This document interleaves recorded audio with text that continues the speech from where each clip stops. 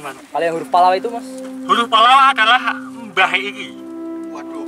Jadi adalah sejarah aksara Jawa itu dimulai dari namanya aksara Dewanagari atau yang sekarang itu di India. Bahasa Sanskerta itu aksara Dewanagari, dan aksara Dewanagari juga digunakan dalam beberapa prasasti yang ditemukan di Jawa Tengah seperti awal-awal itu. Kemudian dari aksara Dewanagari turun ke aksara Pallawa, prasasti Yulpa itu kalau kalian tahu di pelajaran IPS dulu. Kemudian turun lagi ke Jawa kuno. Kemudian turun lagi ke Jawa pertengahan. Dan kemudian turun lagi ke Jawa yang sekarang ini. Jadi ini kayak bapak atau simbahnya aksara Jawa yang sekarang. Nah, tapi ada persamaan, masih ada persamaan kalau teman-teman bisa.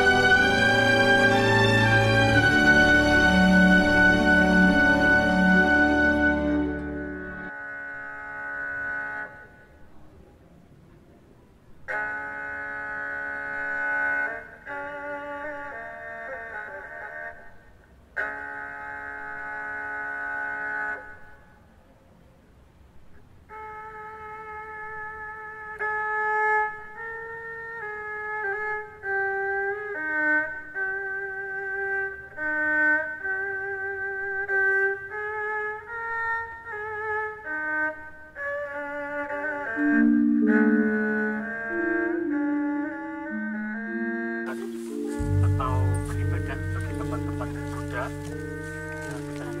sampai sekarang masih sampai sekarang juga masih. Nah, bisa dilihat di sana ada 1, 2, 3, 4, 6, 7, 8, 9, 10, 11, 12, 13, 14, 15, 16, 17, 18, 19, berapa tadi? 20. Wah, sayang lagi. Agak ada ya? Nggak ada yang besar di sini. Berapa? 21. Oke. Tiang itu tiang. Ya, oh ya, itu kita itu tiang. Bisa dilihat itu banyak banget saat Buddha, teman-teman. Jadi kalau dilihat sikap tangannya juga beda-beda. Yang sana itu kayak gini, kemudian ada yang kayak gini. Mudranya beda. Mudra gaya tangan itu berbeda-beda. Nah, itu juga menandakan bahwa itu beda.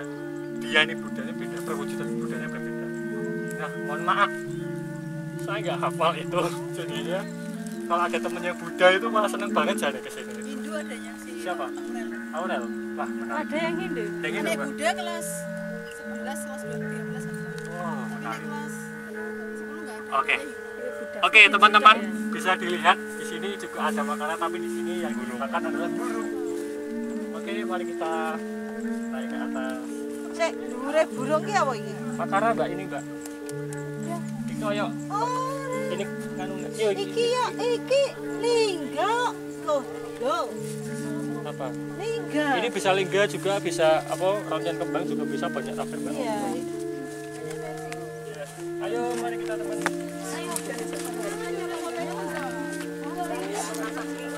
Bukan. Ini bukan untuk tempat pertama, teman-teman. Yang ini ada perwaranya, tapi perwara stupa kayak gitu loh, stupa kayak gitu. Oh, yang bunder. Ya, yang bunder seperti itu. Jadi di sini juga ada perwaranya, dan ini menjadi bangunan inti. Nah, bisa dilihat ini ada gundukan seperti ini. Apakah menjadi tempat bertapa? Tidak. Ini adalah tempat untuk pasang atap yang Soko. Oh, dulu berarti ini ada ada atapnya, dan itu pakai organik kayu dan lain-lain. Lama kali saya. Ya, maka tidak di sini itu tidak ada atapnya. Jadi ini itu fungsinya untuk menjadi soko kayak apa ya? Ya cakap penyangga. Penyangga. Ya, kayak joglo gitu. Makanya ini terbuka kayak gitu loh.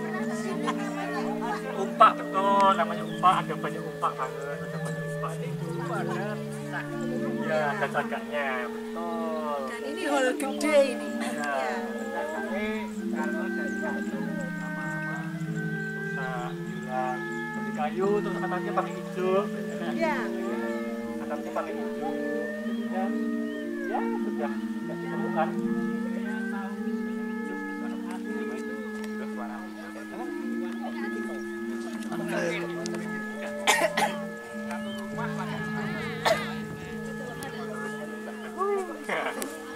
Ada banyak penunjukan budaya teman-teman berbeda atau tangani. Terus ini ada Padmasana juga. Nah, masing-masing ini seperti saya katakan ini, masing-masing ini adalah perwujudan dari Buddha itu sendiri.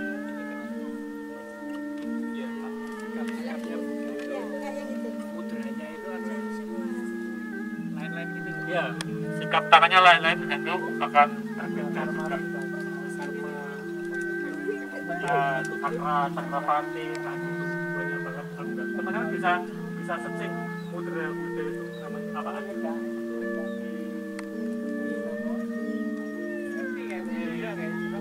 Mas Kris. Oh, itu.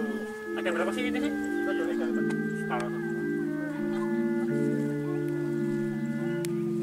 Dan kepalanya juga beda kan, ada yang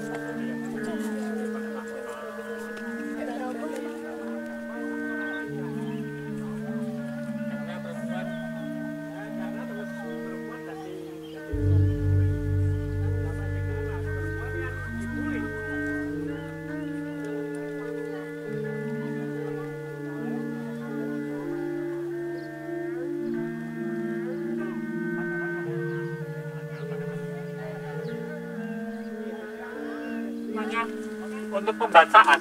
Jadi Candi Perwara itu dibagi menjadi 3 kelompok. Yang pertama, kelompok 1, kelompok 2, kelompok 3. Kelompok 1 itu diawali di sini. Jadi baris apa nama sini, terus sana mengelilingi yang pertama. Kemudian baris 2 itu yang situ, yang ini. Kalian di situ aja. Oh ya. Jadi ini permulaan baris pertama. Sini mengelilingi. Terus yang kedua, baris baru dari sini mengelilingi sana. Terus yang ketiga, yang pojokan, yang apa namanya? Oh, alah, hyperparagraf ya. Yang pojok sana itu menjadi baris ketiga. Kita akan mencoba membaca yang ada di baris pertama aja ya. Karena kalau baris 2, 3 itu Maghrib. 1 harian. Next time lah. Oke, ini baris pertama sini. Sudah tidak ditemukan apa namanya prasasinya. Tidak ditemukan di sini. Biasanya itu ada di apa namanya di depan atau di samping. Jadi ini samping nggak ada, adanya di depan situ. Bisa dilihat itu ada tulisan-tulisan yang kayak cacing itu. Tuh. Apa nih bos? Coy. Nah ini ada tulisan-tulisannya. Oh ya kayak aksara Jawa ya, Mas. Ya, tapi ini bukan aksara Jawa yang sekarang, ini adalah aksara Jawa kuno. Aksara Bali. Beda lagi. Iki biji to iki rasa melu. Beda lagi teman-teman. Kalau yang huruf Pallawa itu mas? Huruf Pallawa adalah mbah iki. Waduh. Jadi adalah sejarah aksara Jawa itu dimulai dari namanya aksara Dewanagari atau yang sekarang itu di India. Bahasa Sanskerta itu aksara Dewanagari, dan aksara Dewanagari juga digunakan dalam beberapa prasasti yang ditemukan di Jawa Tengah atau pasti awal-awal gitu. Kemudian dari aksara Dewanagari turun ke aksara Pallawa, prasasti Yulpa itu kalau kalian tahu di pelajaran IPS dulu. Kemudian turun lagi ke Jawa kuno. Kemudian turun lagi ke Jawa Pertengahan. Dan kemudian turun lagi ke Jawa yang sekarang ini. Jadi ini kayak bapak atau simbahnya aksara Jawa yang sekarang. Nah, tapi ada persamaan, masih ada persamaan-persamaan. Kalau teman-teman bisa, udah dikirimin file pengantarnya itu belum? Bisa dibuka. Kita sama-sama membaca aksara Jawa, biar kita nggak buta huruf. Ada pengantar sini. Jadi bisa dilihat teman-teman. Bisa dibaca nggak? Ini adalah aksara K, A, aksara A. Coba lihat aksara A, bukan H ya, tapi A. A, ketemu? Kayak 3. Nah ini tiganya, ini set. Ini A. Kemudian A ini besar. huruf aksara Na. Sarina, ini Na. Nah, nggak jelas yo. Ya. Set. Tapi di bawahnya ada basa Jawa saya suku. Dibaca U. A, U. Na dibaca tambah No. suku, No. Nu. Anu. Anu sama. Kemudian ini adalah aksara Ma. Aksara Ma, tapi di depan belakangnya ada taling tarung. Mo. Jadi Mu. Anoman. Anumo, ini adalah aksara Da. Anumo. Anumoda. Da. Wow. D biasa D. Anumoda. Anumoda. Da. Itu bahasa Jawa kuno. Artinya adalah apa namanya, bersimpati, simpati dengan, kemudian apa namanya, dengan senang hati, dengan persetujuan gitu. Anumoda. Nah lanjut, ini adalah aksara Sa, kemudian ada cecaknya Sang. Sang, kemudian ini ada aksara K. Sangka. K tapi ada sukune. Sangku. Sang K, ada K biasa nih, enggak salah. Ini sang K. Sangka. Kemudian aksara La ada sukune. Sangkalung. Sang Sangkalung. Kalu ada cecake. Sangkalung. Sang Kalung, ini adalah aksara Wa. Sangkalung wa. Ini aksara Ra. Sangkalung wangrak. Aksara K di panggon. Sangkalung wangrak. Sangkalung Sang warak. Kalung Warak. Warak. Dibaca dari awal. Anumoda Sang Kalung Warak. Kalung Warak itu, nah Anumoda itu seperti kayak persembahan, kayak persetujuan. Dharma ada lagi mbak, itu mbak, beda lagi. Sang itu kayak ya sang loh, sang siapa itu untuk menunjuk suatu orang tapi yang punya kedudukan, ya. Kalung Warak itu nama bukan nama jabatan. Nah saya kurang tahu karena banyak banget jabatan-jabatan yang ada di Jawa kuno, beda-beda. Kalung Warak itu jabatannya apa? Kemudian ini ada Pa tapi di suku, Pu. Kalau sekarang itu Empu, Pu. Nah, Gelar. Udah gelar. ya ini aksara Da, ini aksara K, pasangan Sa, Daksa. Daksa. Itu nama orang. Jadi ini adalah seperti persembahan dari Sang Kalung Warak, nama jabatannya, namanya adalah Pu Daksa. Jadi yang bikin mungkin Pu Daksa itu. Ya, ini adalah aksara H di apa namanya di suku, Wa di suku, ini Sa di pangkon khusus. Sang Daksa. Jadi ini mungkin biayanya dari situ. Bisa katakan yang menjadi apa namanya, yang menjadi sponsor gitu. Sponsor iya. adalah Sang Kalung Warak Pu Daksa. Persatu candi itu beda. Persatu candi Perwara beda. Bentuknya sama. Bisa dilihat sini, ini nggak ada kan? Moda sama. Ma ini kan taling tarung gitu. Anumoda, kemudian ini Sa tetap Sang karena ini nggak yo. Sorry, hilang yo. Sang. Ini adalah Ra, aksara Ra ini. Kemudian ini aksara Sa, enek pasangan Bo dicecak. Rasbang. Anumoda Sang Rasbang. Pu, ini Pa, Pu. Ini Ma, betul Ma. Ini aksara Nyo. Nya, aksara Nya. Kemudian ini pasangan Ja, ada sukunya ini. Manju. Anumoda Sang apa mau? Rasbang Pu Manju. Aturannya masih sama. Iya, masih sama kan aksara Jawa sekarang. Ini Pu Manju tadi Pu Daksa. Pu Daksa. Jabatan juga. Rasbang. Apa Sang Rasbang namanya Manju, Pu Manju. Jadi di apa prasasti pendek di apa di pausan ini itu aturannya kayak gitu. Anumoda Sang siapa? Sang, kemudian nama jabatan, kemudian nama tokohnya. Yang Dharma ada yang di Ya, Nah, Dharma itu khusus untuk raja. Dharma Sri Maharaja kan. Kalau itu kan pakai Dharma Raja. Iya, rajanya Rajane memang Sri Maharaja adalah Raka Epika. ngono Sri Raka gitu ya. Anumoda Sang Sangkuriang. Kan. Beda-beda kadun ini.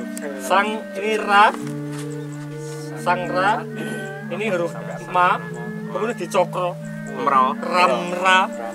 Ramra. Ini huruf Ma. Ma. Ini huruf Na. Merana. Marama. Na dipangku mana? Merana. Ram-raman. Merana. Ram-raman. Jadi Anumoda Sang Ram-raman. Ram. Ini Pa di suku. Wu. Pu. Pu. Ini ada huruf Sa di wulu ditambahi cecak. Sing. Sing ini aksara H. Sing H. Ini masih ada. Iya masih ada. Mana? Ini wulu. Topet itu ada plusnya di tengah. Yes. Jadi gitu mas. Anumoda Sang Ram-raman Pusingha. Singha. Pu. Empu Singha. Pusing kayak nama ini. Pu Singha. MPU. Tapi jadi pu tok. Pu Singha. Ini aksara H. Wa Sa dipangkon. Huwus. Singha huwus. Ada huwus juga kan? Jadi ada beberapa. Dia biayanya besar dulu. Oke. Ada plusnya nanti ada kok. Oke. Sang Raman Pu. Ini tetap Singha juga sama. Oh sama lagi. Singha. Jadi ini huwus Singha. Ini nggak ada. Udah hilang apa? Anumoda Sang Watu Lumahang.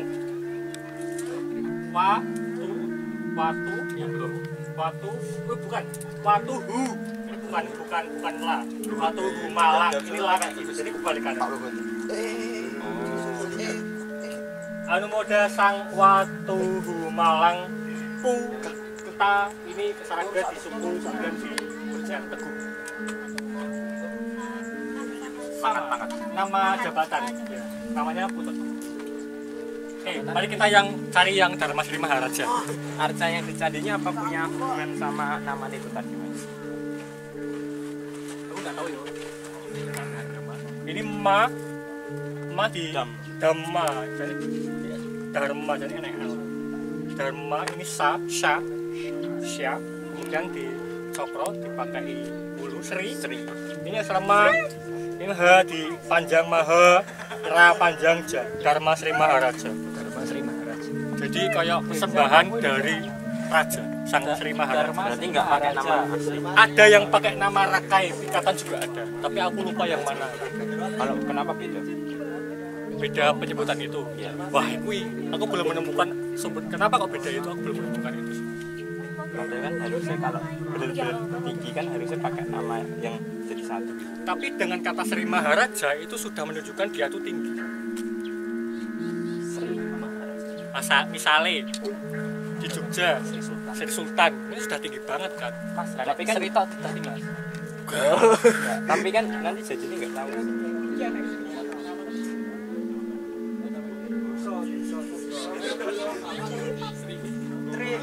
Sri Dharma Sri Maharaja berarti ini adalah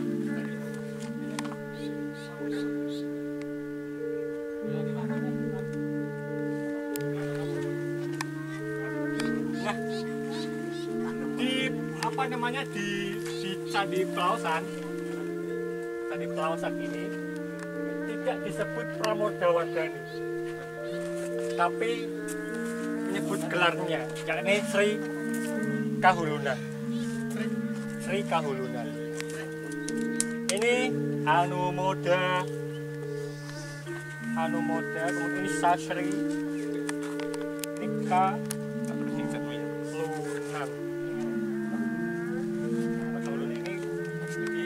pada Pramodawardhani. Jadi yang situ adalah persembahan dari suaminya, ini adalah persembahan dari istri.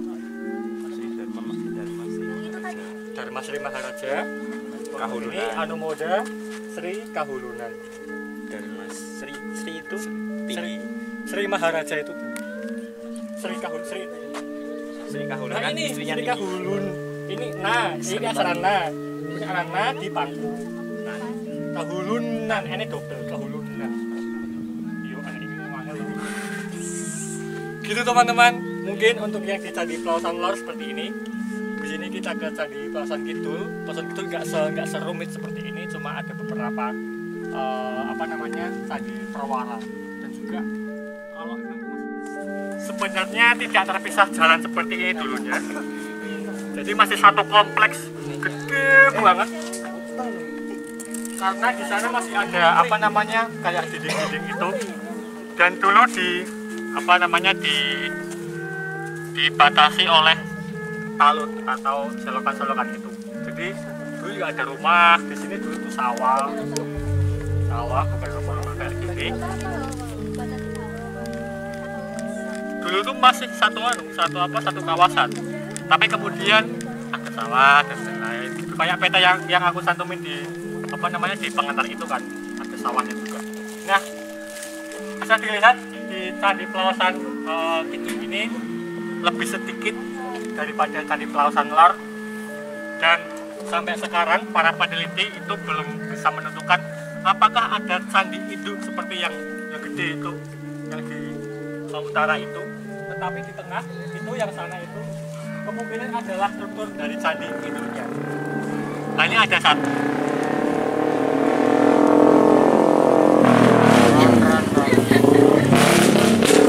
Rosi. Oke, bisa dilihat di depan ini.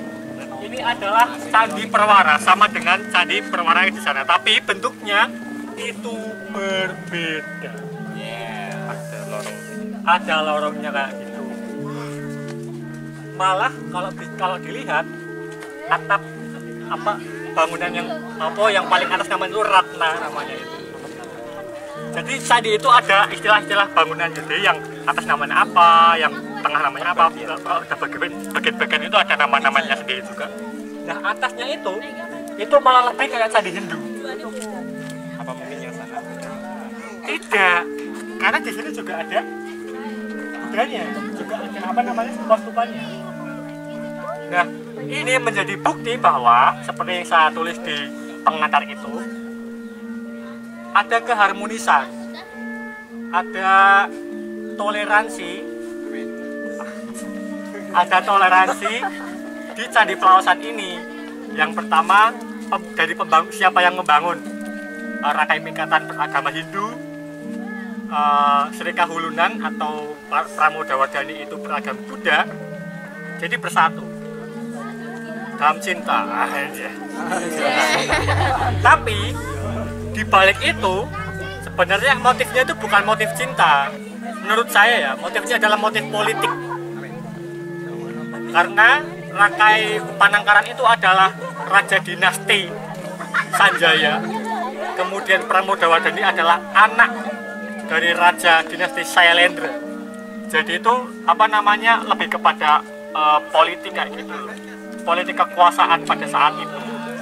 Tetapi di balik itu ya ada nilai-nilai toleransi, ada nilai harmoni, dan juga ada nilai-nilai terkait dengan gotong royong seperti kita yang membaca tadi itu. Prasasti kecil-kecil itu. Siapa yang ikut membangun, ada ampu jaksa, ada ampu yang lain-lain itu. Ya, nah, di sini ada kisah unik juga. Seperti yang saya katakan tadi, arcanya udah di sana, tapi kepala arcanya ditemukan di sini kayak gitu. Kemudian yang kedua pada tahun 2003 nggak salah, atau 2023, aku lupa, di tulisan itu ada ditemukan prasasti lempengan emas, real emas. Jadi dulu penulisan prasasti itu tidak hanya dalam batu, tapi media tulisnya itu bisa jadi perunggu, emas, itu juga banyak ditemukan seperti itu.